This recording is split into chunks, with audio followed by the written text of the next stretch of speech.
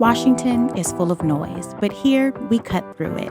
I'm Ryann Hill, your trusted voice on healthcare, aging, and disability policy.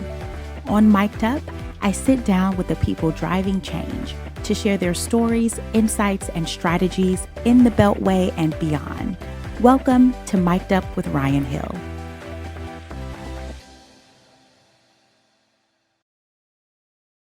Welcome to the very first episode of Mic'd Up with Ryann Hill. I'm Ryann Hill, and I'm so glad that y'all are here. This show is about cutting through all the noise in Washington, D.C. to bring you real conversations with people who are shaping healthcare, aging, and disability policy. And I am so thrilled that for our very first episode, we have my dear friend, Dr. Leanne Clark Shirley, who is the president and CEO of the American Society on Aging. She's really dedicated her career to strengthening the field of aging. She brings the best, boldest ideas and vision to ASA at such a pivotal time. So Leanne, welcome, and I'm so glad to have you here. Thank you, Ryan. I'm honored to be the first guest in what I know will be a long list of luminaries. No, thank you. Congratulations on kicking it off. And before we get to the question, I just want to say, Leanne and I have a habit of wearing the same things to events. And I am very happy to share that we didn't wear the same thing today. And typically we do the same color palette too, even if it's not the exact same dress. So, Leanne, why don't we start with your journey? What first drew you to the field of aging and what's kept you in this space? I give all credit to a liberal arts education. I was a sophomore.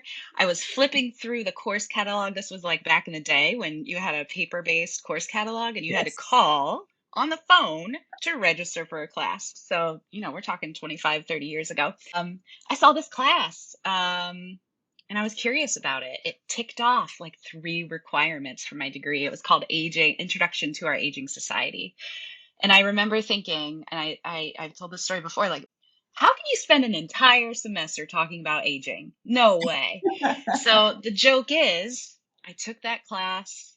Here I am 30 years later, still talking about aging, learning at least 3 things new every day. So the Yeah. answer is there's a whole lot you can talk about. So that's really how it all started. I love that because I think it hits on the fact that most people just do not know what aging is, right? They think of aging as something that their parents have done, right? It's sort of this past tense thing, but aging is really a verb that each and every one of us do every single day. And so people think of like, I think especially in the beauty industry, right? We talk about the anti-aging products or, the wrinkles and things like that. But aging is something that is beautiful and wonderful, and we are all, aging is really a privilege for so many people who don't get the opportunity to age.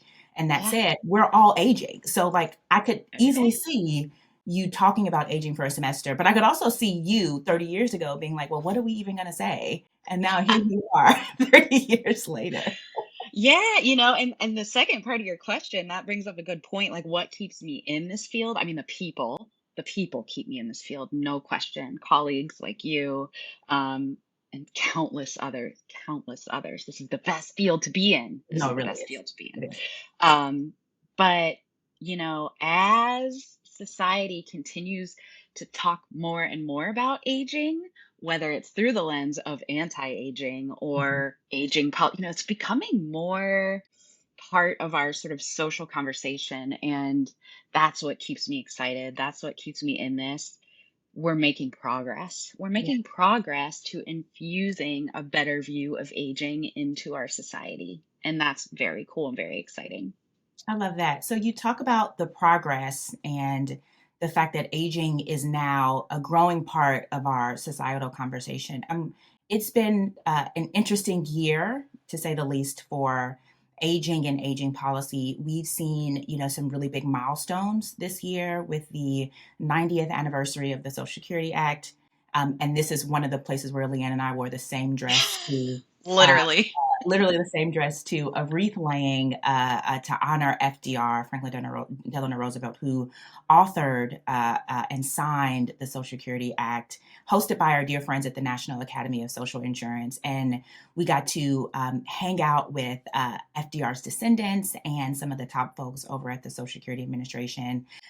We also saw the 60th anniversary of Medicare and Medicaid. So it's been such And a the Older Americans And Act. the Old Americans Act, absolutely. And so it's been such a big anniversary year for the field of aging, a lot of reflection and a lot thinking about what's next. And it's also been a harder time for aging with the Trump administration and some of the cuts that we've seen to, key pieces of the administration, like the Administration for Community Living, for example, and the reorgs that have really dismantled a lot of the services that we've seen. I'm wondering how you square those two things. Like we are at the point of celebration for aging policy and where we've come, and also we're at a point where we may see some of these things that older adults have relied on for so long start to be rolled back. Yeah, yeah, it's hard to square, to be honest with you. Mhm.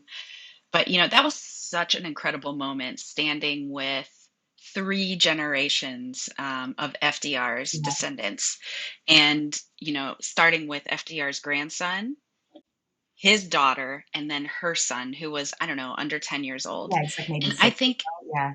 yeah, that puts such a fine point on the challenge of the day. Mhm, Because when I think about what life must have been like 90 years ago and what we've heard life was like 90 years ago, we have made incredible progress that cannot be rolled back by one administration. It just can't be. It's too mhm, much of part of the fabric of every single life in America and what we believe in collectively as a nation. There are attempts to roll it back. We're seeing underfunding of programs. We're seeing, the Social Security Administration, which has long been known as one of the most efficient agencies out there. We're seeing disinvestments, maybe not explicitly. mhm. Um, there are rollbacks, but we are nowhere near where we were 90 years ago. And thanks to you, thanks to many of my colleagues, we know we're not going back there. But Mhm. I think, the moment to square is, where do we go from here? Right. The pendulum swings, it always does. What happens next? I know you're committed. I know ASA is committed. I know our mutual partners and colleagues are committed to making sure that what comes next doesn't repeat what has been, but that builds on it, builds systems that work for all of us, promotes federal policy that squarely puts the shot at a good long life for all of us at the center. Yeah. Yeah. Yeah, I love that. The shot at a good long life, right? The goal is always to live long, healthy, and independent lives. And there are so many people who get to see that goal come to pass, right? Because of some of the programs that we've talked about with the Yeah. Social Security Act, with the Older Americans Act, with Medicare, with Medicaid, and the list just goes on and on and On and on. on. You mentioned ASA, and I would love to hear more about, where you think ASA fits in the current conversation, in this current push, this effort. ASA has such a long history of impact and leadership, and would love to know more about what your vision is for ASA, especially now that are so close to where the action is happening now that you've officially joined us back in the DMV area. Back in DMV. Happy, so happy to be back here, but what a time. ASA is 71 years old. Wow. ASA was founded after Social Security passed, but before Medicare, Medicaid. It's kind of wild to think about that, Mhm. that the founders of ASA were tackling some of the same issues, but starting from a much further back position. Promoting and preserving a good long life for everyone has always been the tie that binds the American Society on Aging. It has so many different expressions, whether you're at the policy level, an academic, whether you're a social worker, whether you're delivering meals to someone, whether you're selling products, whether Mm, you're marketing. That's at the center of all of this. And when I think about ASA's role in this moment at helping define what comes next, protecting and preserving what we can now, building the future together, the biggest opportunity, the biggest asset that we have is our members. I yeah. mean, we have incredible thinkers, incredible doers. I like to say that ASA's members do hard work and heart work. Mm, Um, and that is exactly what is required by this moment. yeah. So, the legacy of ASA continues. We are doing the hard work and the heart work to keep a fair chance at a good long life for all of us Uh, right at the core. And I would invite, your policymakers, staffers, program designers listening, come to ASA. We will connect you with constituents that maybe you haven't connected with before. We can help you get stories. We can give you a cadre of information, more information than you could digest in a few sittings. Come to ASA. We are a reservoir of excellent people doing excellent work, living lives in America, all wanting better for ourselves, for our families, for our children. And I can also vouch for just how wonderful ASA members are. I've had some of the best conversations ever just at ASA events, at the conferences. I would love if you can tell us a little bit more about who ASA members are, what they do, what their roles are. You mentioned that they do hard work and the heart work. So, what is it that they're doing? And then, how can, from a policy perspective, we take that and use that to create bold action here in DC? Yeah. The blessing and the challenge of that question is it's such a wide when I think about who I see at our conference every year. I've had conversations with women, many women who are in charge of connecting family caregivers Mm, to the resources that they need, that are in charge of designing and delivering programs to connect people to food. People that are leading programs in the community, not funded by any public dollars at all, but that are in charge of creating a space where older people who feel excluded from other spaces can come to learn technology, to mm, start a business, to start their own podcast. There are people from Manhattan based design firms walking around that hallway that are coming to learn about how to better talk about aging, how to talk to older consumers. It's such a wide net. And again, I think that's the real asset. I believe, I think you probably share this. I believe sort of in the mantra of design with and mm, not for. mhm, mhm. That's, in my mind, that is one of the only successful pathways to effective public policy and programs. And if you believe that too, and you are looking for um, co conspirators to design with, come to ASA. We have so many of them. Yeah, absolutely. And on the designing with piece, I think ASA does a really great job of partnering with other organizations, be it organizations like Aging While Black or, SAGE, which, prioritizes the needs of LGBTQIA plus older adults. Can you talk about some of those partnerships and where and why collaboration across the aging world is such an important thing that leads to stronger impact? Yeah, it's funny. The those organizations, their staff, their constituents, their members are ASA members. And so it's impossible to talk about our partners without talking about the role that they have in building this society to begin with. So it's such a fun and productive way to collaborate when you have people so vested in effective partnerships, but also in sharing their gifts and time with everyone else in the ASA ecosystem.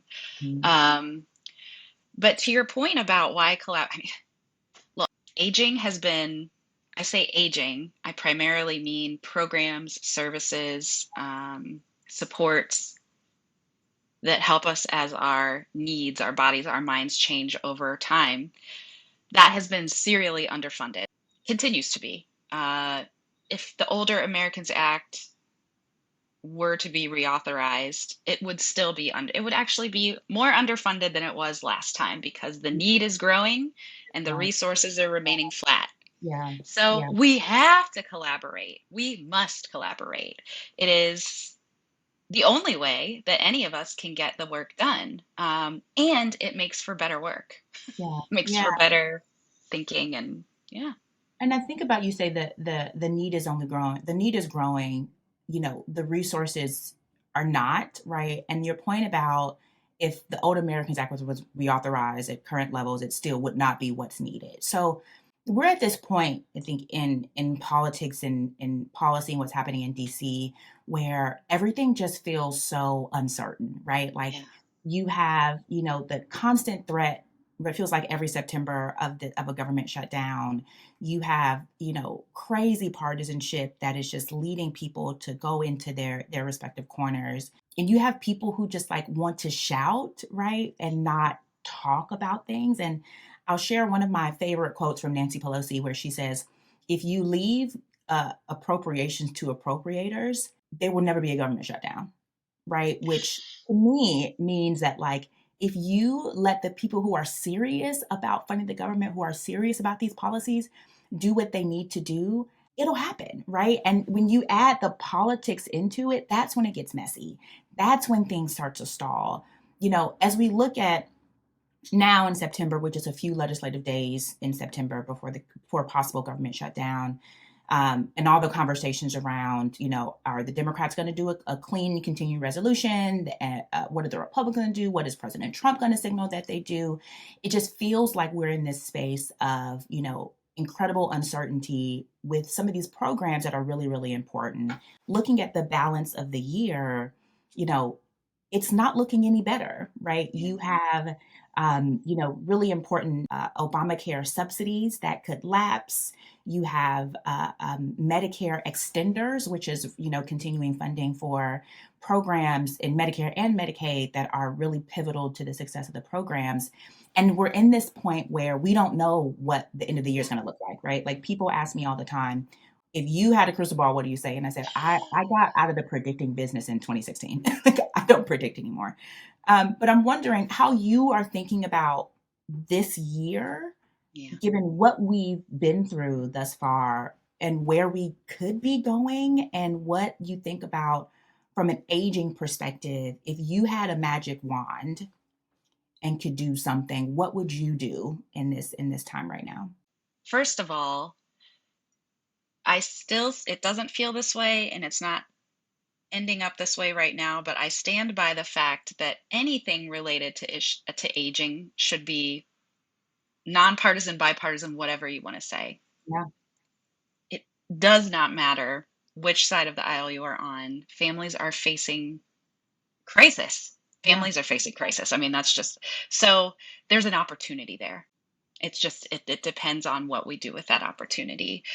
If I had a magic wand, I wouldn't fix anything. What I would invite is people to reflect on what they need, mm, what their neighbors need, and what their community needs. Start yeah, there. What do you need? What do you mm, want? What do you expect? What do you expect your government, whether it's state, local, federal, what do you expect them to do and to provide? Start there. Take the politics out of it. Start there. Start with your need.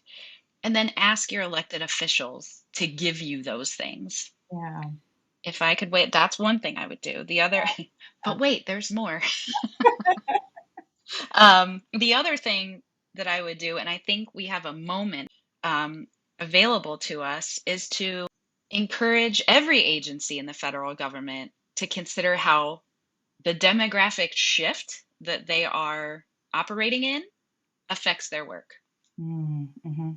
There are there will soon be more people over 60 in this country than children under 18. That's never happened before at a national level. It's already the case in like 20 states. Department of Labor, what are you doing about that? Mm, Department of Energy, what are you doing? Department of Justice. mhm, You know, mhm. every agency needs to be thinking about this and acting on it, which I think is just a form of hyper collaboration that we talked about a few minutes ago. Yeah, and I think, agencies and leadership, especially the political appointees, realizing just how much that collaboration is important, right? Like we talk all the time about how if only HHS would talk to SSA, right? If only we had stronger relationships between Department of Labor, Department of Transportation, and HHS to talk about what the transportation needs of an elderly or an aging population are. I feel like we've talked a lot about federal, which is my wheelhouse, but I know there's some state stuff happening too. I know that states like California and New York and Pennsylvania either have drafted or in the process of drafting and implementing master plans for aging. One thing that we always say in the federal space is that like what happens at the state levels is where things really happen. Like, Yeah. Yeah. it'll trickle up to federal, right? Like yeah, especially from a healthcare perspective, which is mostly my background in the Pacific Northwest. So we would say what happens in Oregon and Washington and in Sacramento is going to trickle over to the rest of the country, and it'll make its way to Washington D.C. Eventually. I'm wondering what you think about the state landscape. Like, are states starting to get aging policy right? Yes, I think they. It is so important that so many states now have these multi-sector plans on aging, and everything is in the name there. Multi-sector plan. I think states are getting it right when they recognize this is not their problem to solve. This is an opportunity to pull private and public energy, dollars, resources, thinking into meeting. This is an opportunity. This is not a problem to be solved. That's how states are getting it right. Because then it gets back to what do we need? What do we need to just thrive? What do we need to just live? What do I need to just be happy in my day-to-day existence? Maybe I need my library.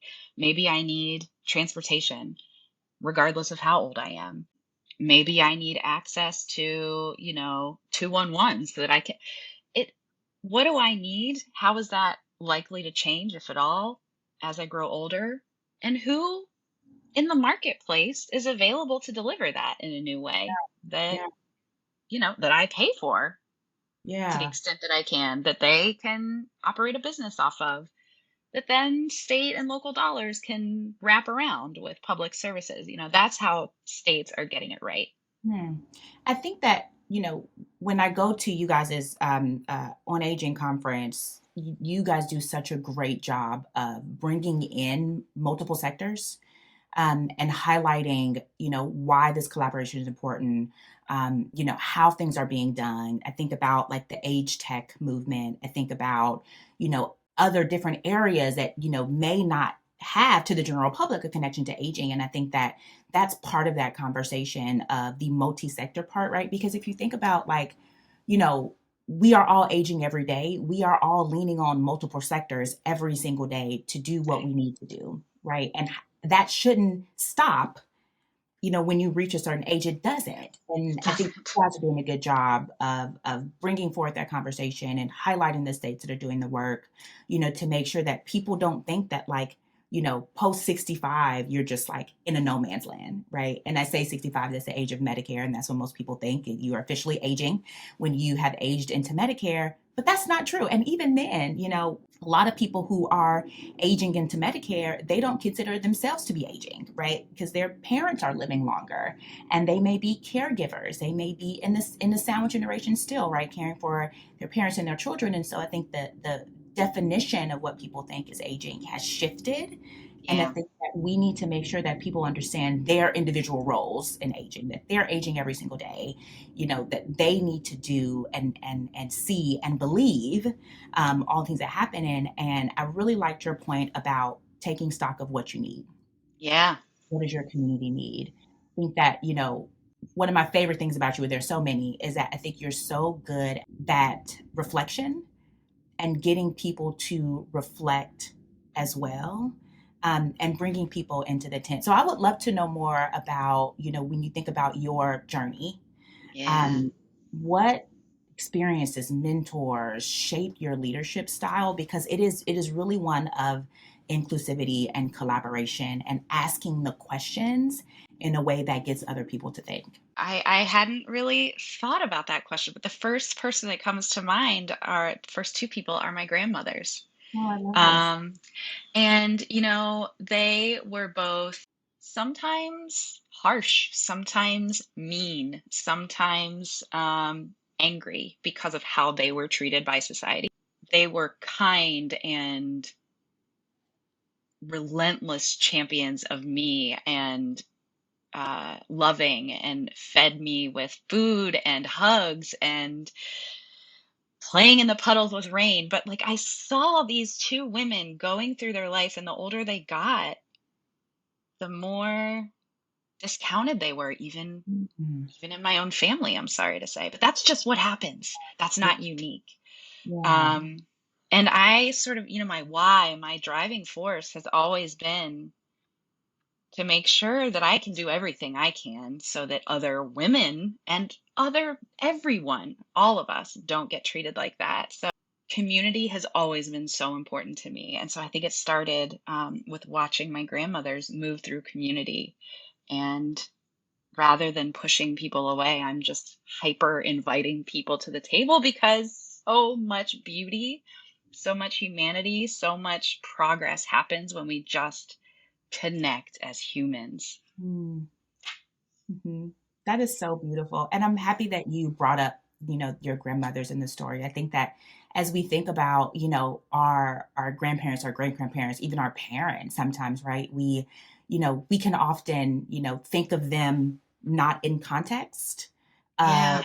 how they've grown up and what society was like around them. And I think that shapes so much of the context that we're in right now, right? Like we need to make sure that we're thinking of our ancestors as people who, may have wanted things to be better, but were working within the limits of what they had. And I'll say that, like, you know, when we think about older adults and all the things that they need, there's so many things that we can think about providing, right? Be it policy, be it, community, be it comprehensive support, being just a listening ear, or someone who is able to help connect the dots for people who may not be seeing them, Yeah. in a way that allows people to age with dignity and to be independent and to be as healthy as possible. So I'm really, really appreciative of you sharing that story. It's really powerful. Yeah, thank you for saying that. Thank you for bringing it up. And to your point, we create so many unnecessary artificial barriers. Mhm. Full stop. I mean, just full stop. Yeah. And and we do that with age. Yeah. And Yeah. and Yeah. like back to that magic wand question, like I'm not here to say aging is wonder you think aging is terrible. Aging is the best thing ever. Like sometimes your experience growing older is not good. It hurts. It Yeah. limits you. It's painful. Sometimes you gain things. Sometimes you learn new things. Sometimes you experience joy in new ways. In my mind, the best way to see aging is sort of neutral is the wrong word, but it just is. Is. It It just is. is. I So love that. stop Yeah. catastrophizing it. It just is. And I'll say I've been starting to do these morning walks as much as I can to get outside. And now that the weather is starting to change a little bit, I've been, trying to do it on the treadmill in our basement, and it's just really not the same. But at least I'm moving my body and doing Yeah, yeah, something. yeah.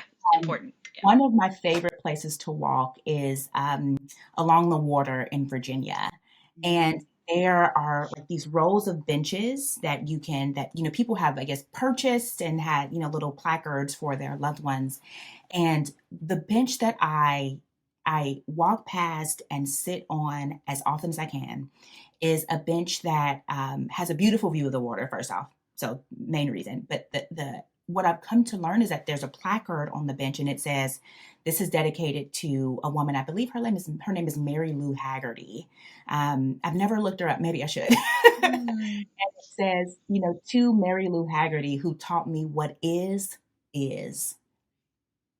And when I first read it, I needed that message, right? And it's been so grounding for me because what is. It is. And what are you going to do about it? Are you going to show up? Are you going to, shrink? Are you going to, step into advocacy? Are you going to take a leadership role? Are you going to just let things happen to you, right? But what is.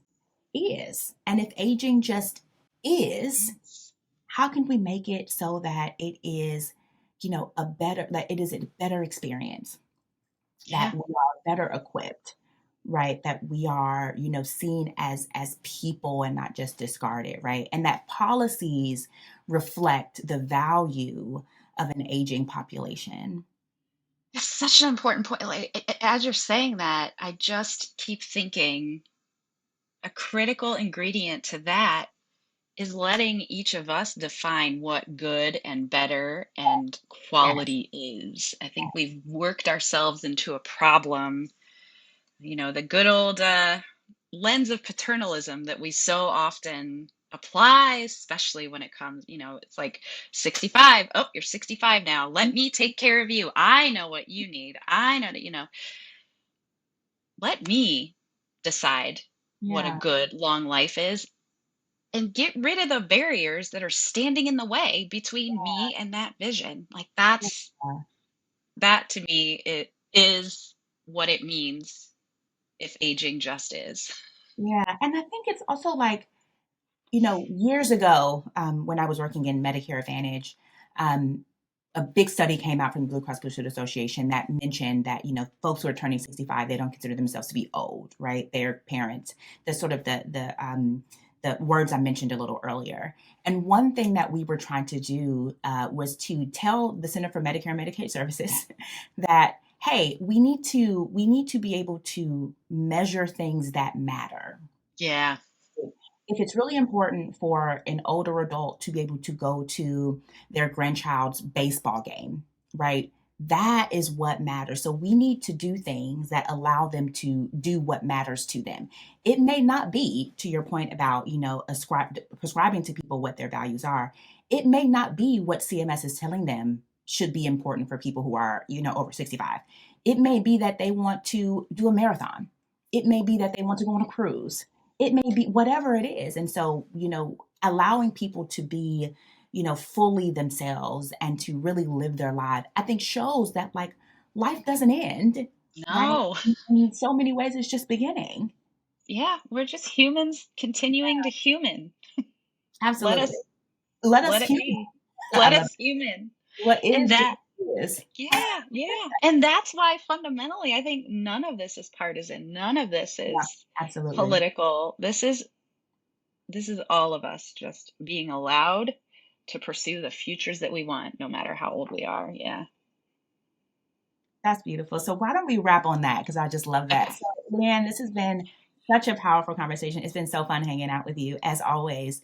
I really cannot think of a better way to launch Mike Up with Ryann Hill. I'm so appreciative of you joining the podcast. But before we close, I would like to ask you this. If you could leave our listeners with one call to action, something that they can do in their own work or in their own community to strengthen the field of aging, what would it be? Invite someone to the table who isn't there, whether it's your dining room table, your conference table, your community picnic table. Find someone that you don't know, someone of a different age than you, someone of a different belief system than you. Sit down with them. Absolutely love that. Let's get to know people. So thank you, Leanne. And before we go, I would like to give a big thank you to Rex Wallace Consulting for supporting this episode and this season. To learn more about Rex Wallace Consulting, please visit rexwallaceconsulting.com. Thank y'all for being here. Can't wait till next time. Thanks, Ryan. We all know quality isn't optional. Success in Medicare Advantage and Medicaid demands relentless focus, using data, engaging providers, elevating member experience, and embedding quality in your culture.